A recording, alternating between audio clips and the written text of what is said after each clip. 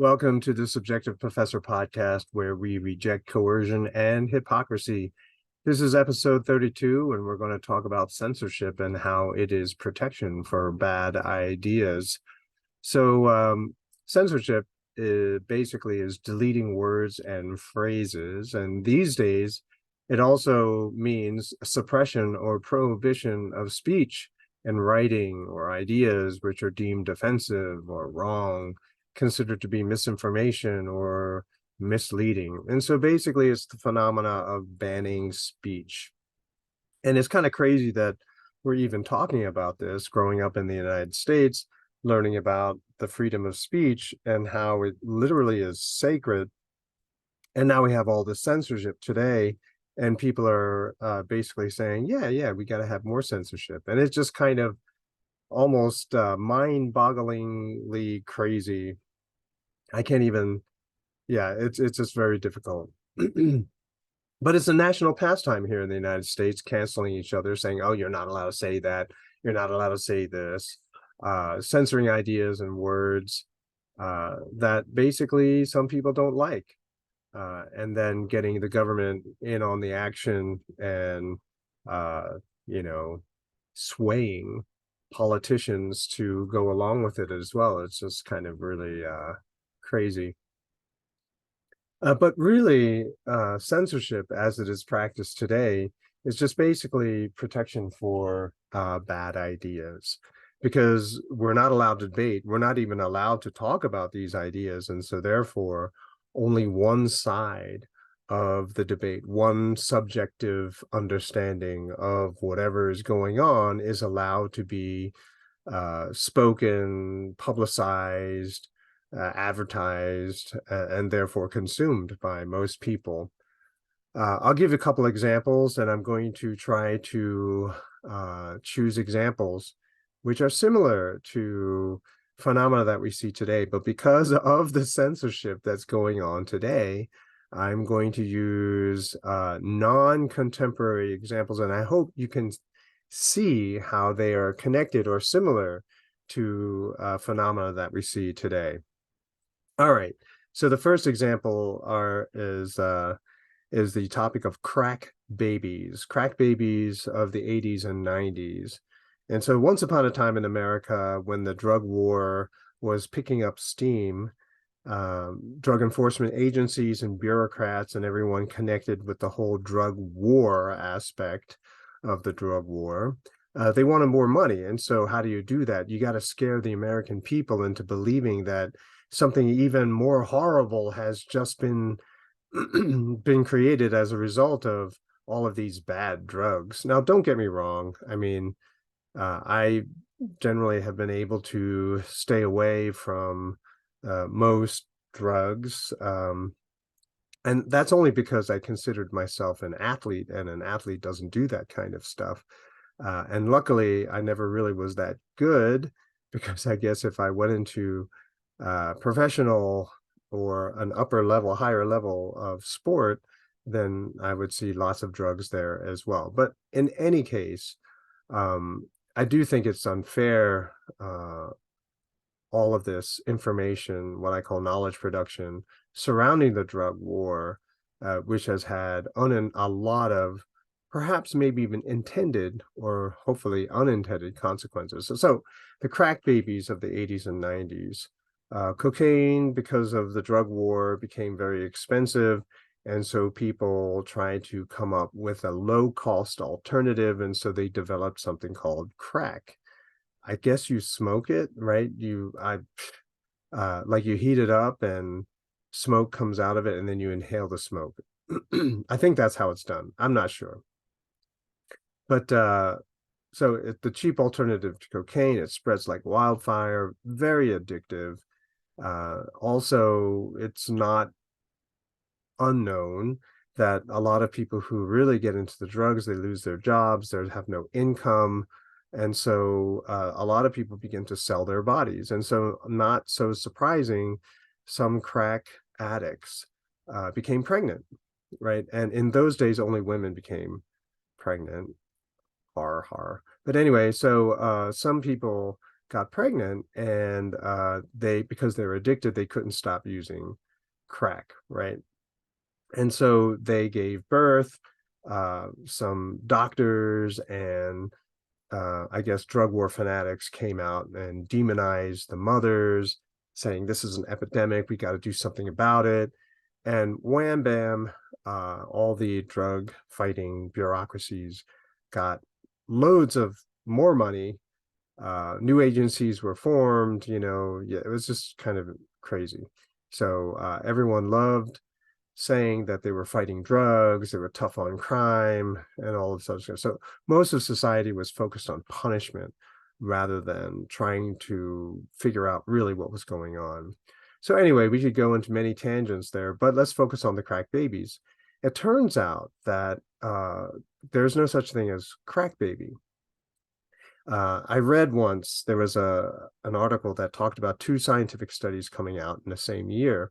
One described the so-called crack baby phenomena, how it's the new scourge of modern society. And the other study said that no, crack babies are just simply premature babies, babies that are born before full term. All of their characteristics from the shaking and all of the other symptoms or the behavior that they exhibited were the same. And so all crack babies were premature birth babies. But you can't write new legislation. You can't justify increasing spending on the drug war if they're just simply premature birth babies, which makes sense because if you're a crack addict, you're not getting proper prenatal care. And so therefore your baby won't go to full term. But that scientific study was squashed, right? Was suppressed, was not discussed, and all the news media focused only on the other scientific study, which basically said, yeah, there's this thing called crack babies. The government loved it because they can write new legislation, they can increase their budgets, and then go to town with all of it.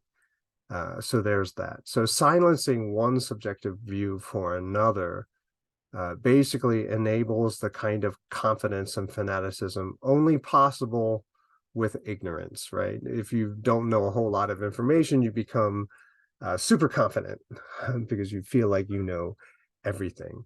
Another example that I'd like to share is alcohol prohibition. Once upon a time was a thing in the United States. And again, I don't drink alcohol, but there are a lot of products that have alcohol in it as a result of just the way that it's produced. And so, to ban alcohol, wow, we're talking about a lot of different things. But nevertheless, the government banned the production and consumption of alcohol. So prohibition.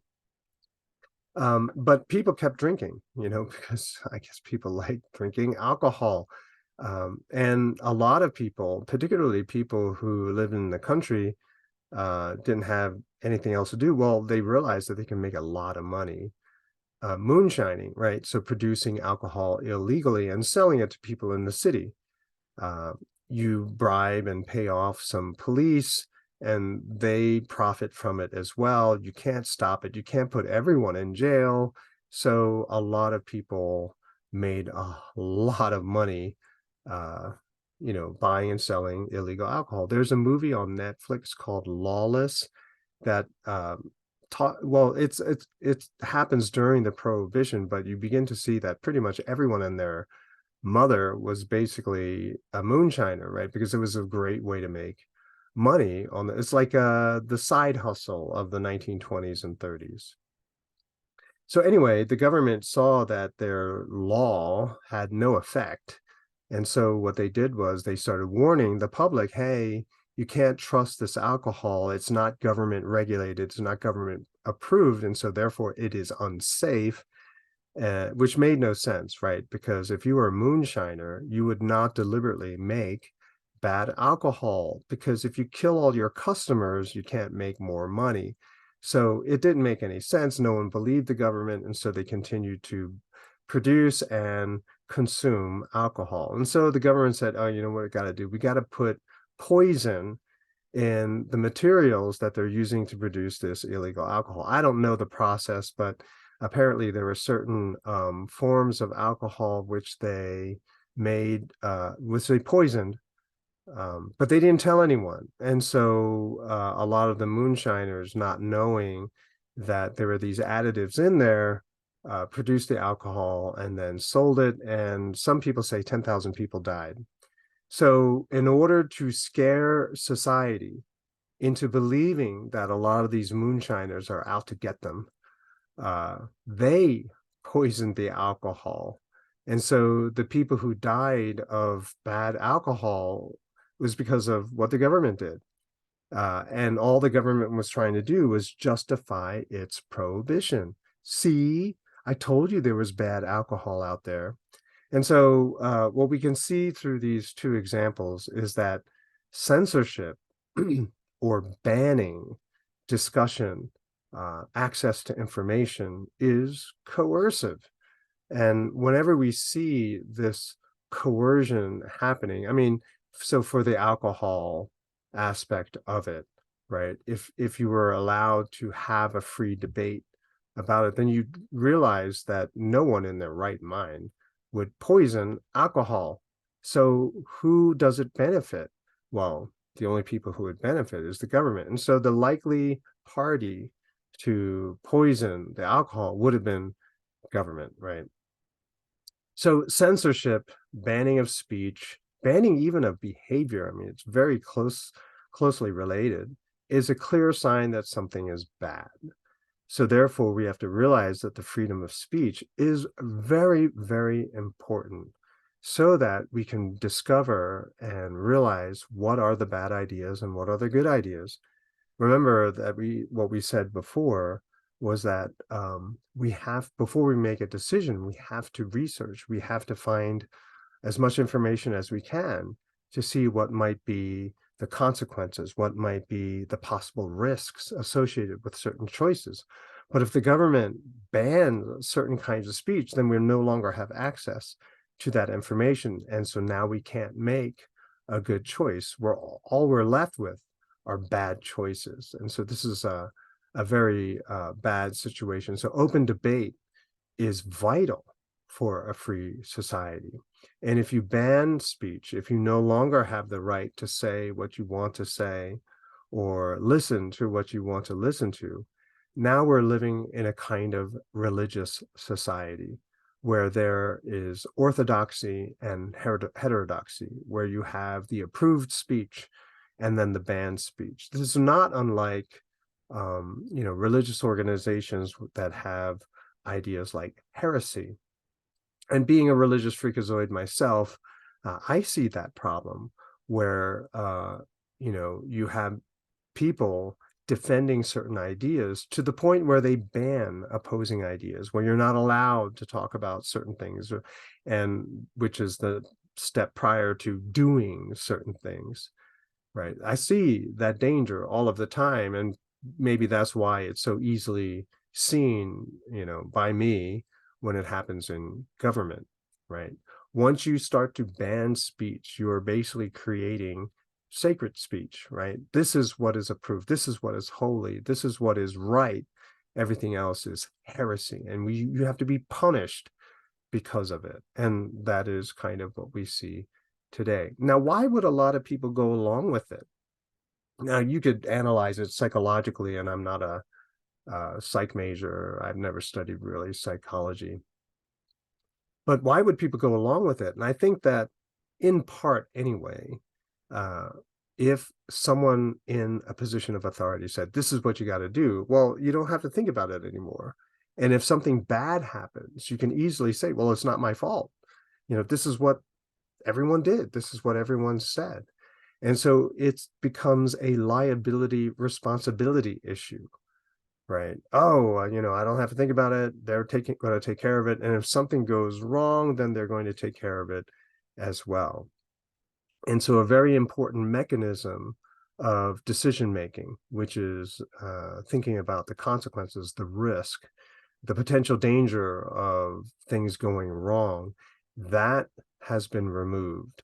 And so people are now able to just simply, focus on what sounds good, what appears to be moral. And in reality, it has very little to do with that at all. Especially if you socialized everyone with bad values, with bad thinking skills, then this becomes even worse. So censoring subjectivity does not make the bad effects, the bad risks, the bad consequences of bad choices go away, right? So all you do is you temporarily hide them for a little bit, entice even more people to engage in bad behavior, and so then it blows up in everyone's faces. And that is the moral hazard, which we discussed before as well.